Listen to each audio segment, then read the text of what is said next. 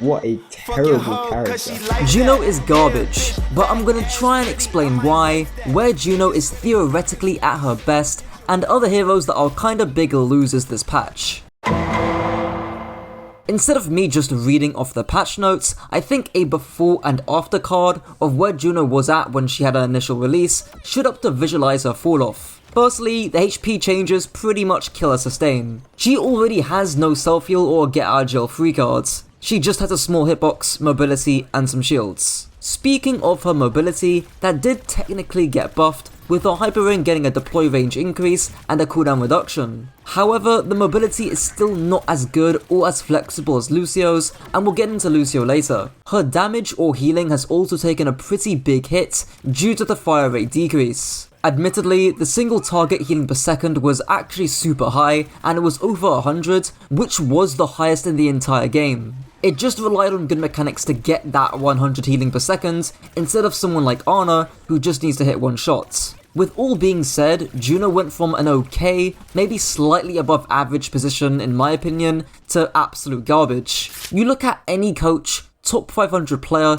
or anyone who knows what they're talking about, and all of them say that Juno is underwhelming. Bogus Tweet was by far the most popular one, and he even went so far as to call Juno worse than Lifeweaver. All of that leads me nicely into why you'd ever want to pick Juno.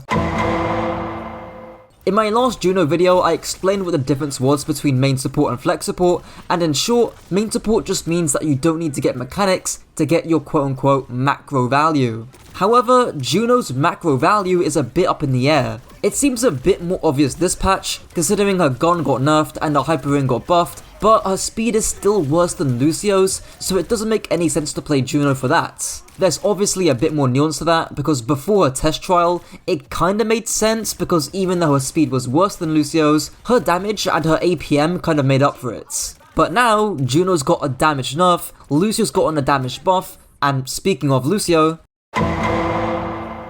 a few days ago, a top 500 player, Krobus, tweeted out that Juno sucks when compared to, and when playing with Lucio. The point being made is that Juno is worse at space control than Lucio, with Juno being unable to mark tracers as good as Lucio can, which is absolutely true. Coffee, a tier 2 coach, made a similar point in one of his TikToks. I do genuinely still believe that Juno is more viable if you pair her up with the Kiriko. But having said that, now that Lucio is the greatest character in the entire game, why would you ever want to drop the Lucio? So what about playing Juno with Lucio? Well, that still doesn't work. Someone else tweeted this, but Juno just feels like a worse healbot Kiriko, which, in this composition, I would agree with. She hasn't got the utility of a Suzu, Immortality Field, Discord, or Nade. She has speed, and that is very useful, but it's less useful if you already have a Lucio on the field. This leads me on to the main issue with Juno, being that the risk to reward balance is completely off. If you saw Yeetel's video on Juno about a month ago, the hero had a seemingly fair trade-off. No bullshit abilities, super squishy and risky to run, but high reward to be earned from a gun and speed. Now, the risk of Juno has increased due to the HP nerf, and the reward hasn't increased either. If you look at someone like Zen, while he's definitely not in the best state right now, at the very least I can say that he has some reward to be earned. He's like super high risk, high rewards. Even Lifeweaver, who Boga compared Juno to earlier, was medium risk, low reward, at least on release. He's like medium risk, medium reward now. But Juno, where is the reward for playing this hero? Lucio does the same thing but better and safer, while being able to do other things like reaching high grounds, booping people off maps, or just displacing someone. Juno hasn't got any of that utility, and when you start comparing her to the rest of the flex support cast,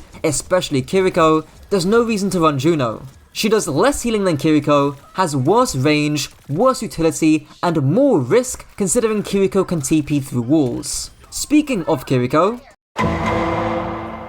so this is one of the duos that I called out in my initial Juno video about her being pretty good with Kiriko, especially in a Jungle Queen type composition. Third time I'm mentioning Coffee in this video, but he also said this too, and it makes sense. You still have Suzu, so nades aren't a big issue, you still have a second speed because of Queen Shouts, and your burst target healing on a single target is pretty huge. You basically have your cake and eat it too. If I was coaching a Juno Kiriko Queen team, I would definitely want a Tracer or Avenger for space control, if not both of them, alongside maybe a Genji to juggle aggression with the Queen. However, it's not all sunshine and rainbows.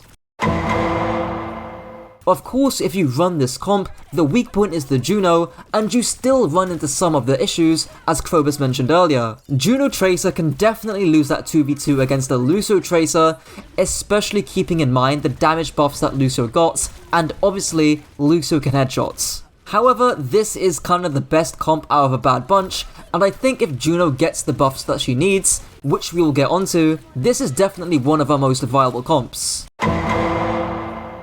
I think a useful template for fixing Juno is to look at Lucio. Lucio has a lot going for him as a whole.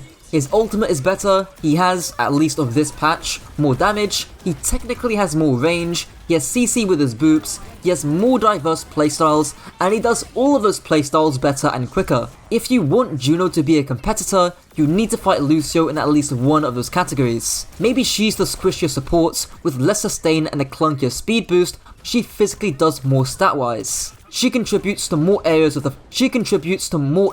fight with her torpedoes, and she's got good dueling potential if you can aim. The end goal here is to fix that risk to reward ratio. You can decrease the risk by giving back her HP, you can increase the reward by buffing her gun, or you can do both in a multitude of different ways, like giving her more verticality with her gliders. I actually think this patch would have been fine for Juno, especially nerfing her gun, if she was just allowed the headshots. It rewards more skilled players without being completely broken, because again, the fire rate has been nerfed. It's all about finding that balance.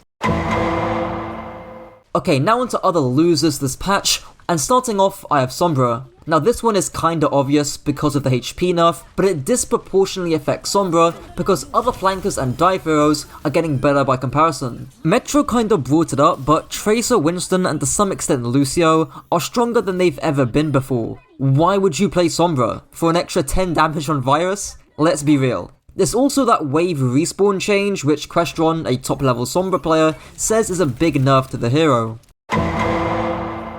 Every passing patch, Soldier just seems to be flying under the radar. Even when a meta hitscan hero gets nerfed, like Sojourn a few months ago, or Cassidy last patch, Soldier will never become the meta DPS. The only time he's been meta in Overwatch 2 was at the very beginning, where he of course had 20 damage bullets, but pros were also starting to understand how valuable flanking was in 5v5 without that off-tank to mark you. Sprint was a key part to taking those flanks. Now that people have gotten more used to the 5v5 playstyle, Soldier just doesn't offer much or anything unique to his counterparts. In fact, one of his counterparts, being Sojourn, got a decent buff this patch, which improves her consistent damage and range. Ashe, Cassidy, Sojourn, and even Bastion have different reasons to play them in higher level play. Soldier unfortunately doesn't. I feel like most people are going to be happy about this one, and rightfully so. Mauga was already in a pretty bad state last patch, at least for higher level players, because it was just too easy to outplay his cardiac overdrive. Now, even though D.Va, one of his big counters, did get nerfed, Orisa, one of Mauga's biggest weaknesses, got buffed, and considering the hero that needs to be played with Mauga, being Kiriko, also got nerfed, I just don't see Mauga getting any better. So I alluded to this a bit in the Mauga section, but Moira especially loses pretty hard this patch. I think it would have been an interesting dynamic had Moira kept her HP because she mainly fights for Kiriko in that flex support position. However, I don't think an extra 5 DPS is going to change that much. As for Kiriko, I'm almost certain that this is enough in higher level play. Combining that teleport nerf that she got last patch with her lower HP now, she carries greater risk for what she does in any area of play. In exchange, her reward is increased at lower level play because of that kunai damage change. She can still do things that no other support can do, and she is still incredibly versatile, so I'm a bit tentative in calling Kiriko a straight loser. Anyways, that's it for the video. If you enjoyed, let me know down below, and until next time.